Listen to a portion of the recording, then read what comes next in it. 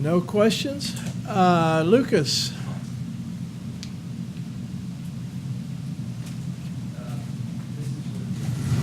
This is maybe a practical question as well. As regards evangelism, I've often maybe found myself in a strange place talking about the law to people because it seems people are very focused on other people's big sins.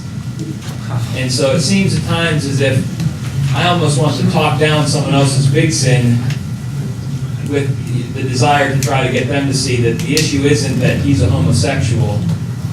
It's that, and we could start talking about other. I remember talking to a woman in Kansas who was very concerned that her son was maybe homosexual. And I was concerned about that too, but my concern wasn't that there might be a homosexual in the family. My concern was there was no Christ and lots of issues. But that was all blind because there was one big thing that, this woman's cultural background at least allowed her to say that was a problem. I'm uncomfortable when I'm downplaying one sin to try to expose another, and I don't know that I've always done that right, but I found myself in that situation more than once, and maybe you can... Yeah, that's a very good question, because people want to use, that's just another way to justify themselves. They're not as bad or as evil as someone else. That's why I love to go to the Sermon on the Mount, and where Jesus, seated on that mountain as the new Moses, begins to deliberate upon the law of God and teach it, and he takes it down into the heart level. And so trying to help people to understand their own hearts and, that is awful. I mean, you can agree with them. That is an awful thing. But the problem is that we all have those kinds of seeds of sin in our own hearts and you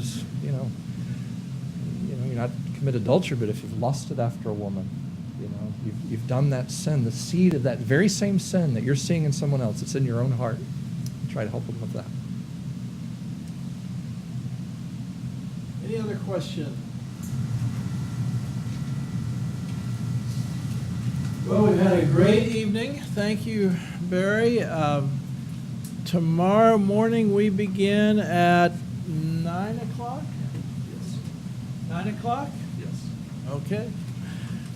Tomorrow morning we begin at 9 o'clock. We hope you are back bright and early and ready to go. And there are a couple more seats here. If you've got a friend you want to bring with you tomorrow, we'll find a place for that person. Thank you for coming. May the Lord bless you in your travels to and from. And the bookstore is open. And there probably aren't any refreshments, but you can check on the way out if you want. But we'll see you tomorrow, 9 o'clock.